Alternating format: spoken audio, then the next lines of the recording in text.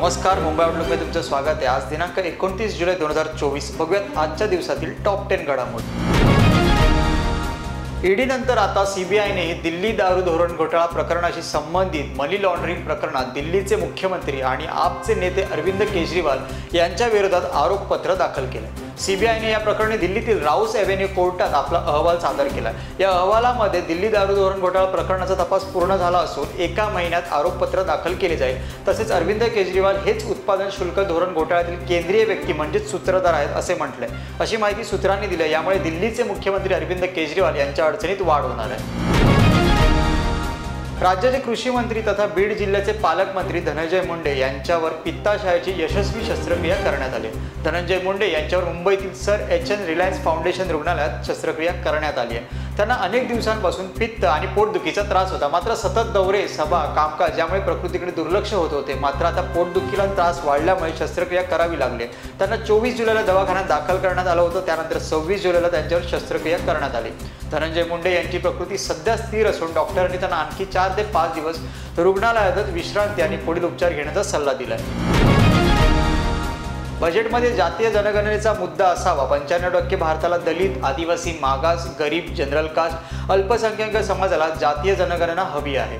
2 ते 3% लोक हलवा वाटतात। जातीय जनगणनेने देश बदलेल असं लोकसभेचे विरोधी पक्षनेते राहुल गांधी म्हणाले। देशातील पिछडे अभिमन्यू नाही, चक्रव्यूह भेदणारे आहेत। पहिलं पाऊल इंडिया आघाडीने उचलले। तुमच्या पंतप्रधानांना आत्मविश्वास आम्ही उडवून टाकला आहे असं राहुल गांधी म्हणाले। लाडकी बहीण योजनेसाठी पैसे नसतील तर राज्यपालांचा बंगला विका असं वक्तव्य प्रहार संघटनेचे नेते आमदार बच्चू कडू यांनी केलं।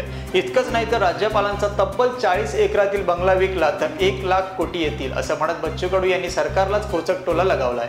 कष्ट करणाऱ्यांसाठी देखील सरकारने एवढी चांगली योजना जाहीर करायला हवी।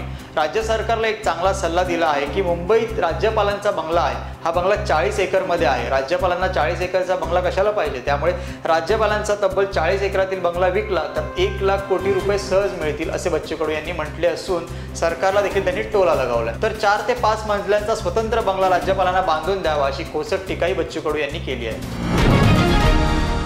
ईडीच्या कारवाईपासून वाचण्यासाठी देवेंद्र फडणवीस यांनी माझा प्रस्ताव घेऊन समित कदम हे माझ्याकडे आले होते असा खळबळजनक दावा अनिल देशमुखांनी केला।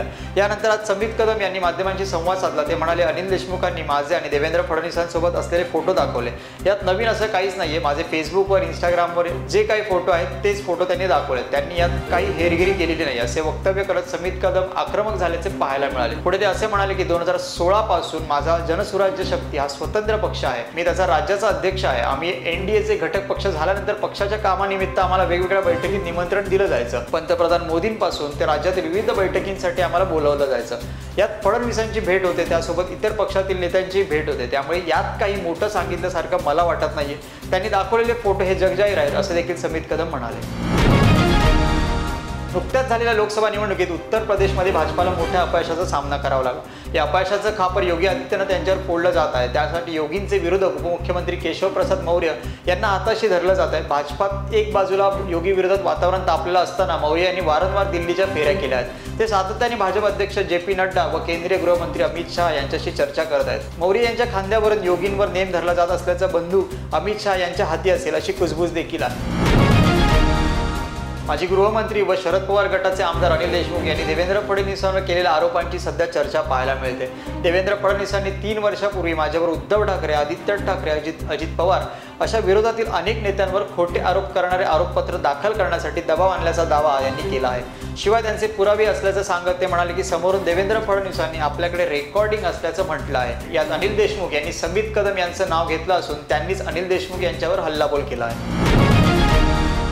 पीएमपी कर्मचाऱ्यांनी विविध प्रलंबित मागण्यांच्या पूर्ततेसाठी सोमवारपासून संप सुरू केला। या संपाला शिवसेनेने पाठिंबा दर्शवला। या संपामुळे पीएमपीच्या संचलनातील गाड्या कमी झाल्याने शहरातील हजारो नागरिकांना गैरसोयीला सामोरे जावे लागले। पुणे आणि पिंपरी चिंचवडमधील किमान 12 लाखांपेक्षा जास्त प्रवाशांची पीएमपी प्रमुख सार्वजनिक सेवा आहे। 7व्या वेतन आयोगाच्या फरकाची रक्कम विनाविलंब मिळावी। 6 वर्षापासून सेवेत असणाऱ्या बदली रोजंदारी सेवकांना सेवेत कायम करण्यात यावे। कर्मचाऱ्यांना वेळोवेळी पदोन्नती द्यावी अशा काही मागण्या समितीकडून करण्यात आल्या होत्या। या मागण्या मान्य न झाल्यास सोमवारपासून काम बंद आंदोलन करण्याचा इशाराही देण्यात आला होता। भारताने श्रीलंकेविरुद्ध 3 T20 सामन्यांची मालिका जिंकली आहे. पल्लक्केले येथे खेळल्या गेलेल्या दुसऱ्या सामन्यात डकवर्थ लुईसच्या नियमानुसार 7 गडी राखून विजय मिळवला. नवे मुख्य प्रशिक्षक गौतम गंभीर यांच्या प्रशिक्षणाखाली टीम इंडियाने पहिलीच मालिका जिंकली आहे. गंभीर आणि कर्णधार सूर्यकुमार यादव या जोडीची संस्मरणीय सुरुवात झाली असून हा सामना जिंकून भारताने मालिकेत 2-0 अशी अभेद्य आघाडी घेतली. मुसळधार पावसामुळे घर गळते म्हणून एका महिलेने एका बिगारी कामगाराच्या शाळकरी मुलाला आपल्या घराच्या छतावर गळकेत छत दुरुस्तीसाठी चढवले.